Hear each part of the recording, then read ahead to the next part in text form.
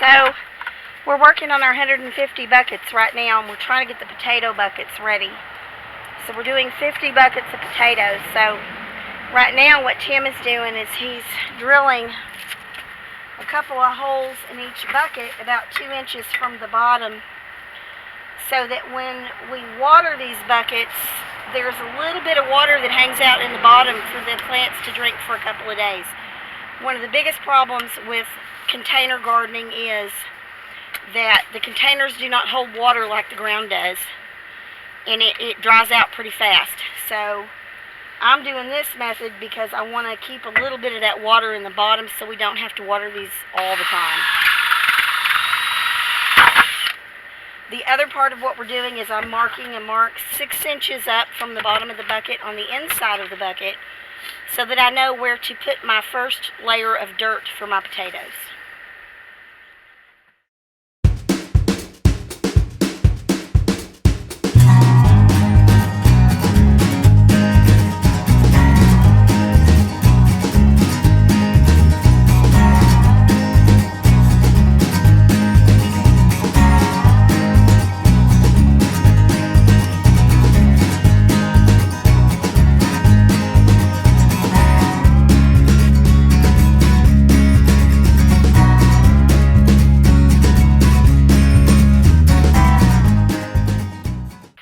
So, this planting potatoes thing is a process. So today I've got my potato starts that I got from Haas that I'm going to be spreading out on my big kitchen island, and I'm going to be seeing if I need to cut some of those and get those ready, because if you cut the potatoes to plant them, you want to give it about a day for those to scab over so that there's not so much moisture on the outside, and that will help cut back on disease and rot and things like that. So that's what I'm getting ready to do right now, is unbox those potato starts. I am planting Yukon Gold potatoes this year, which I absolutely love. It's my favorite potato. They have a creamy texture to them. Best baked potato in my opinion, period. They have very thin skins, so if you're not a person who loves potato skins, you will probably like these a lot better. They're easy to peel when they're cooked, and if you don't want to peel them, they're okay to leave the skins on whenever you cook stuff with them. So let's take a look at what's in the box. So this is a 25-pound bag of seed potatoes. And as you can see, they got some really nice little chits on there. And I'm going to count how many potatoes there are here. We want to do 50 buckets. So I'm going to try to look at these, count them, see how many of these I need to cut in half, or if I can just use the whole potato. Or I may decide I want to do not just 50 buckets. I may decide to do 50 buckets in a bed full of these potatoes. Just to see if the bed works better than the bucket or vice versa. So let's get these out and take a look at what we've got, and we'll go from there. Okay, y'all. So this is a lot more potatoes than I thought we were going to get. I ordered 25 pounds of seed potatoes because I wanted to do 50 buckets. And this is going to be way more than I need for 50 buckets. So I'm going to be picky and choosy on which ones I put in my buckets. I want the bigger, nicer looking potatoes to definitely go in my buckets, because I'd rather propagate a big potato than a small potato, because I want to harvest big potatoes. So we're going to go ahead and we're going to take these bigger ones and we're going to cut them into 50 pieces. And then we'll see what's left, and we'll make a decision then as to what we're going to do with it. So when I cut these potatoes, these are called chits, and they're basically where the stem is going to grow from the potato itself. The stem grows out from this on the potato and grows up. So when you plant these, you always want the chits to be facing up. And as these stems start to grow, the roots will come off of the stems, and the potatoes that you're going to harvest are going to grow above this potato you put in the ground. Okay? Now, the portion of the potato that stays with this chit is what's going to give it the energy and the nutrients that it needs to start growing. So we want to make sure that we have at least a 1 by 1 by 1 inch cube of potato. I usually do mine bigger because I want to make sure that there's plenty on there. But I'm going to go ahead and start cutting these now. And what I'm going to do is I'm going to put these on my food dehydrator trays so that they have air circulating around them, so that the portion of the potato that I cut can go ahead and get a skin developed on it. So we're going to go ahead and start doing that right now. Okay, so some of those I cut into pieces like this here, with some really good chits on them. They are going to have to dry and let this kind of crust over and get a little bit of the skin on it. Some of these I'm just planting the whole potato. I'm not cutting it at all. And I picked the ones that had the best looking chits on them and were kind of the best looking potatoes. I actually only ended up using about half of those potatoes with this. So what I've done is I've taken the additional seed potatoes, put them back in the box, and then put them in a cool, dry, dark area so that they can hang out for a while, and we can plant those in a second batch of potato plants at the end of the summer when it starts to cool down a little bit. So we'll kind of experiment, we'll kind of look it up and see what we need to do there. But for now, this is about half of my potatoes. These are going to go in the food dehydrator down on just 95 degrees with the warm air blowing on them so they can go ahead and crust over.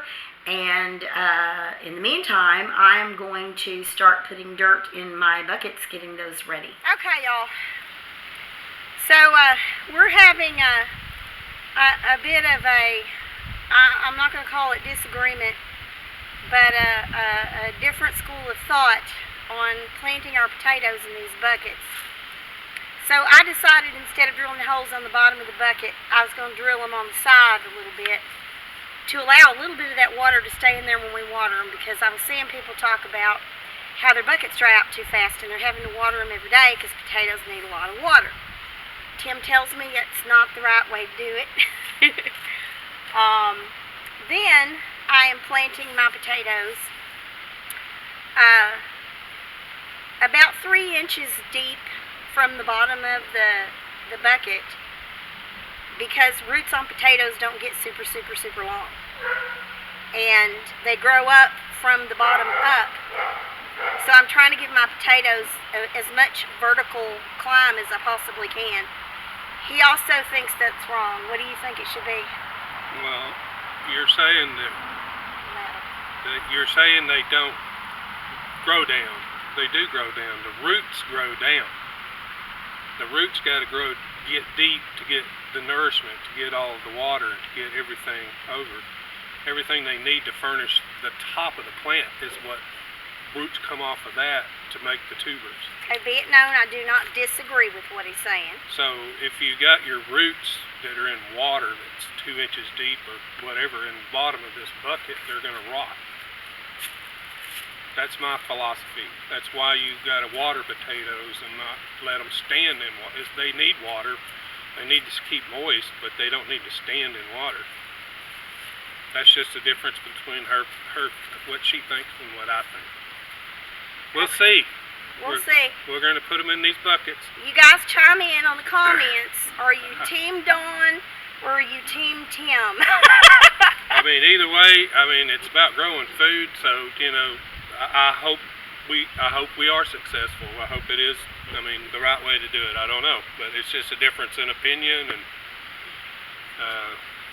so everybody needs it. We don't always agree on everything. No, we're married. We don't. Okay, guys. So what I'm doing is, see, I have my potato with the chits on it here, and I'm putting the potato down in the dirt with the chits sticking straight up. Okay. So again, I'm leaving 2 or 3 inches below that. And then we're going to come back with another shovelful or 2 of dirt and cover this up to where it's at least 6 inches of dirt and then we're going to go from there. Oh, and the consensus also is on potatoes. You only want 1 or 2 chits on a potato. And what we've understanding is you can have more than that, but the more chits you have on there, the more runners it's going to push out, which is probably going to give you more potatoes, but they're going to be smaller potatoes. So.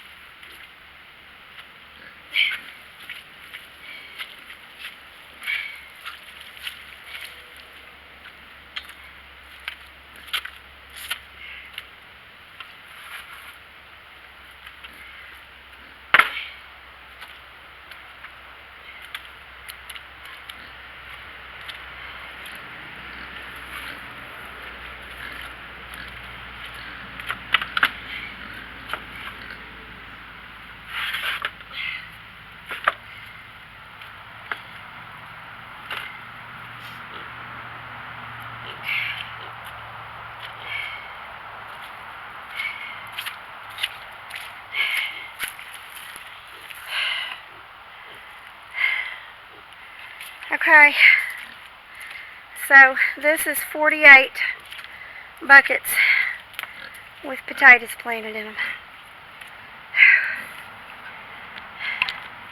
I am exhausted trying to haul all this stuff through this mud and this muck, and I'm tired, but it feels like an accomplishment. And maybe we'll come back out here and check on these at a later date when we start having greenage pop up out of the buckets. So